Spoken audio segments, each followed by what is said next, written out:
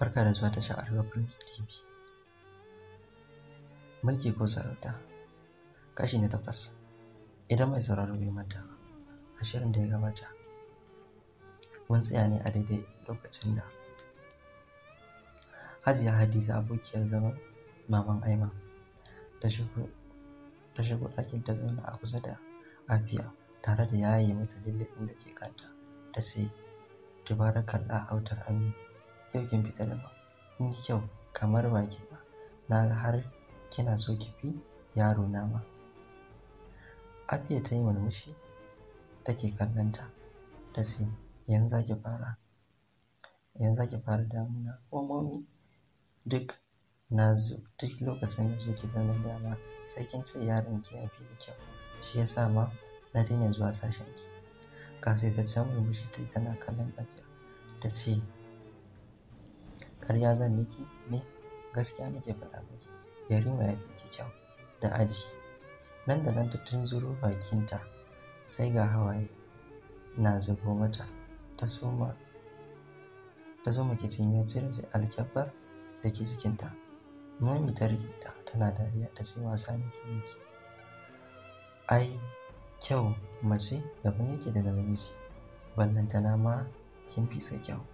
Daɗi na da ke saurin fushi, amma ki tsaya, za mu yi magana mai muhimmanci yanzu." Ta ce, "To Momi, gaya min, ina jin ki."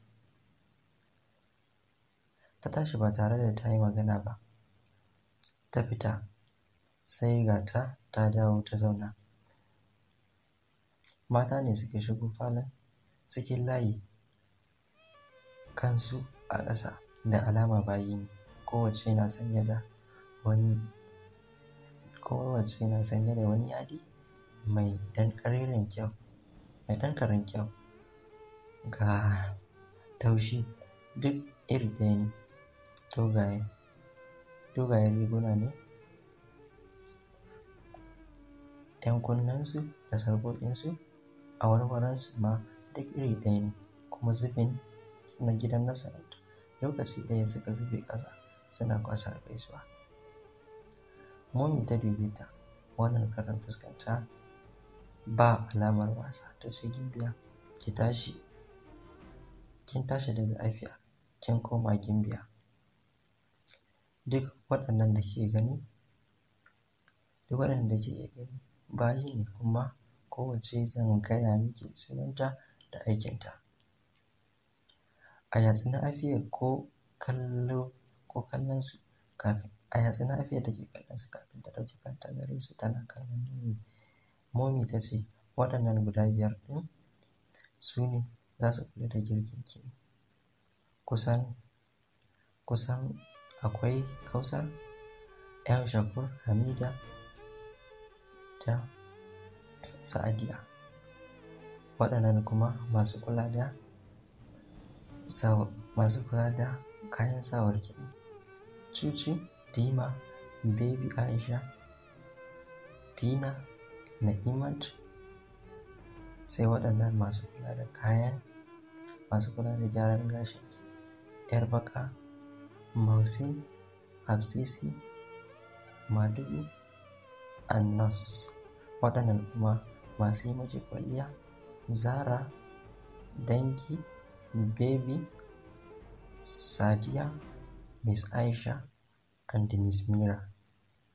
Sai waɗannan masu yankar miki gumba, su ne su Halimsi, Kairiya, Dota, Gimbiya, Fida, Dota Mira, Bebo da kuma Zero. Ina ji su ke. Sai waɗancan zubin da kike gani, waɗanda kayan sawarsu daban ne da na sauran. Duka gayyar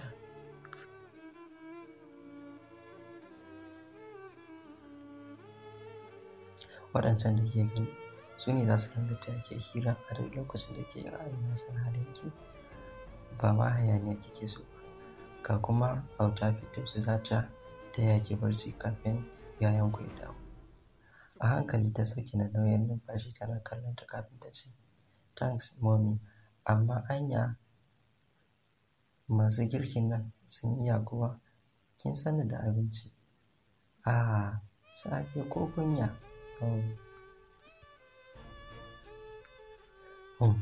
Nan dai mommy ta ce, "Ina tunanin sun iya, idan ma ba su iya ba za a canza miki wasu masu girki. Dan kin yi misin Yarima da ya riga ki samun gwanar iya girki, Mr. Jebo. So duk inda zai je da ita yake zuwa. A cewarsa yana jin daɗin aikinta. Duk cikin bayansa ta ɗebe bakinta jin an ambaci Yarima da yatsa fuskarta ta ce, ba komai zan gwada in ga waɗannan ɗin. Sai mommy ta ce, "Yauwa, akwai wasu securities 10 da abbanki ya bayar masu kula da lafiyarki idan za ki je wani guri. Haka ma ya ba wa Rumaisa nata. Haka suna gidanta, mai martaba ya ba wa kowacenku naira miliyan 10 da gidaje 2 tare da bayi 10 maza ga kowacenku."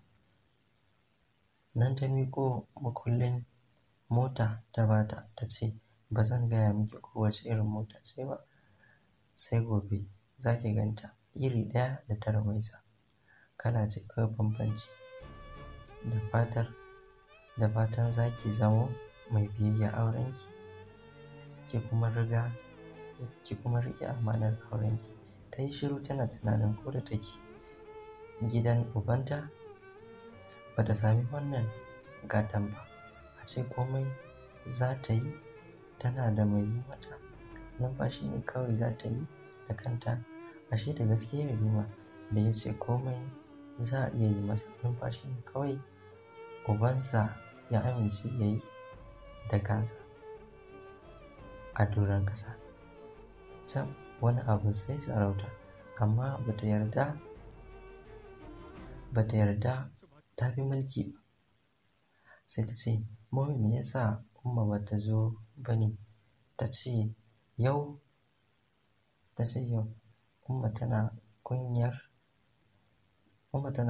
'yarta tunda ta zamo surukarta. Dan farin Afiya ta yi murmushi kawai tana kallon ƙasa kafin ƙwalla ta ziraro a idonta ta dubi mommy ta ce, "Insha Allah mommy, zan yi biyayya don faranta wa iyayenmu kamar yadda suka faranta min. Duk da ba na son sa, baya so na, zan kwatanta." Mommy ta ce, "Ba ki fahimci Ayman ba ne don ba ki zauna da shi ba, kuma ba ki san shi ba. Idan ya dawo za ku fahimci juna tunda ke jininsa ce." Ta taɓa bakinta a ranta ta ce, "Ba na burin mu fahimci juna. Har yanzu ba zan ƙyale shi ba. Har sai na rama, sai ya zama 3-3. Ba zan yarda ya fi ƙarfin mulki na ba." Amma a fili kuma murmushi ta yi ta ce, "To shi kenan mommy." Mommy ta tashi ta fice da sauran bayin masu kula da suturarta suka soma ƙoƙarin ganin ta sauya kayanta zuwa na barci. Kana suka bar ɗakin suna mai mata fatan alkhairi tare suka kwanta da Firdaus bayan doguwar hirar da suka sha. Sannan suka yi bacci.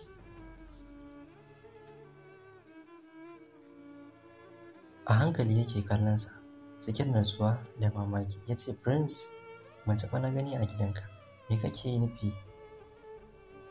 Ya ɗan dube sa kafin ya kau da kansa cikin rashin sanin wace mace yake magana. Ya ce, "Mace? As how? Kuma a ina?"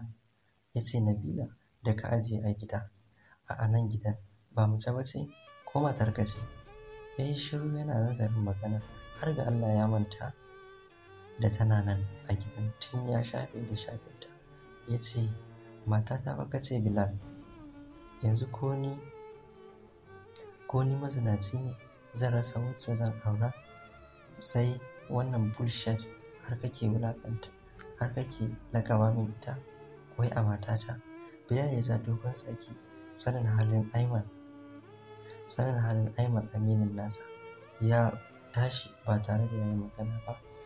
Ya nufi ɗakin da ya ga Nabila a ciki. Tana kwance tana game a wayarta. Ya shigo cikin tsawa ya ce, "Ke?" Sai da ta tsorata, fuska a ɗaure yake kallonta, ƙasa da sama ya tsina fuska ya ce, "Amma kin yi kyan ɗan maciji, wai ke musulma ce kuwa?" Ba ta yi mamakin jin wulaƙancinsa ba, tunda ta san Bilal, ta san waye shi, abokin Yarima ne, halinsu ya zo ɗaya wurin wulaƙanta mutum. Sai dai Yarima ya fi shi aji da miskilanci. Wannan haka yake ko a cikin maza, ba kowa Yarima yake wulaƙantawa da kowa yake magana ba, kuma ba da kowa yake mu'amala ba, sai wanda zuciyarsa ta so. Ballantana wata mace da ba ta gabansa, matan da yake gani a banza, musamman ma matan Arewa. Idanunta kyam a kansa ta ce, "Ko meye ruwanka da ni da za ka dasa ni a gaba kana min tambayoyi kamar ubana?" Ya ce, "To, uban waye ya kawo ki gidan nan, tunda nan ba gidan ubanki ba ne?" Idanunta ya yi jawur daidai lokacin da Aiman ya iso wurin. Ta dube sa, idanu sun ciko da ƙwalla, tana tunanin ko zai ce wani abu akan abin da Bilal ke mata ne. Ga mamakinta, space ɗinsa ya ja ya tsaya yana yatsa fuska. Ya tsana fuska yana kallon sa ya ce, "Enough please, nan ba gidan haya ba ne, duk ku fita can waje. Kuna damuna da hayaniya, surutinku ya hana min kallon ball," ya faɗa cikin tsawa. Nan take ta ƙara shaƙa ta ƙulu. Shi kuwa Bilal ko a jikinsa, tunda ya san halin friend ɗin nasa, ko waye shi, kai in ya tashi tsinka ka a gaban kowa zai iya tsinka ka. Wulaƙancin da ma ya fi wannan zai iya yi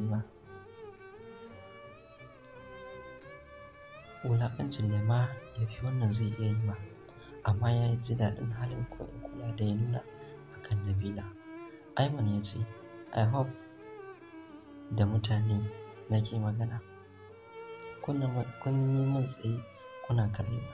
Na ce ku fita can waje, ba ma a nan harabar gida ba, can outside gate. Bana son jin muryar ko ɗayanku, umarni nake ba ku yanzu," ya ce cikin tsawa. Sai da Bilal ya toshe kunnensa da hannayensa biyu, sannan shi ma ya ce, "Ba ki ji ba ne? Aka ce ki fita." Ta ja dogon tsaki haɗe da jan jakarta ta harare sa ta wuce tana ƙunƙuni. Ya juya yana kallonta. Yarima ya ce, "Kai ka fiye sanyin rai, baka ajiye komai ba sai baƙin mulki da ƙasaita. Ta yaya za ka ajiye mace a gidanka ba muharramarka ba?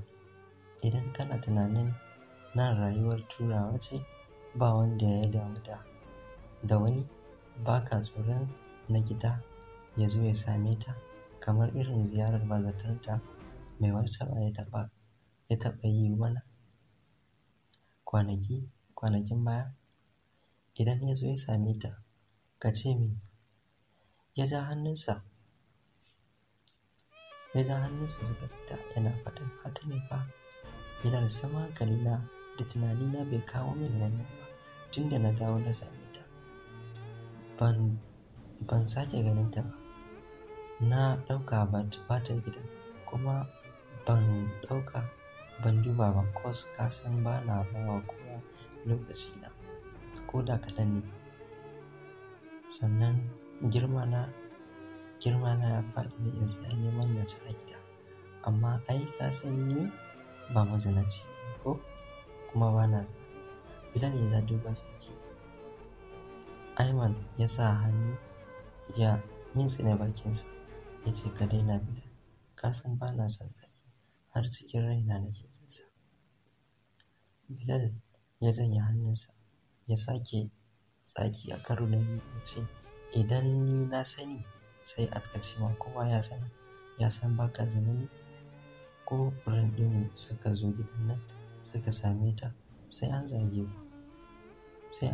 ku.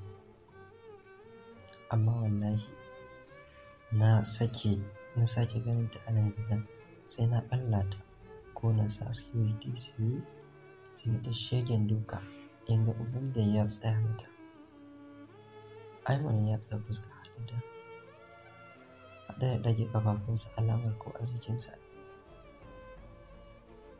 Kai ke ɓata ranka a kan mace, ya ce wannan damuwar ka ne ban da kyas da mace, ka daina min magana ba na so. Bilal ya yi fa ya fice. Ya ce ka shirya mu je school, ina so na je library kan wannan assignment ɗin. Bilal ya ɓata fuska ya ce ba zan je ba. Ayman ya ce to shi kenan ka zauna, ai kai ma ba kai ba. Lokacin da za ka je ni ma ba zan je ba. Bilal ya haura sama yana faɗin haushi za ka yi, yana faɗin yaushe za ka yi assignment ka kasa ƙwallo a gabanka, kai kullum baka da lokaci kanka sai karatu ko kallon ball ko boko. Haba bokon ya isa, amma dai jira ni in sauko. Ayman ya juya ya fice yana faɗin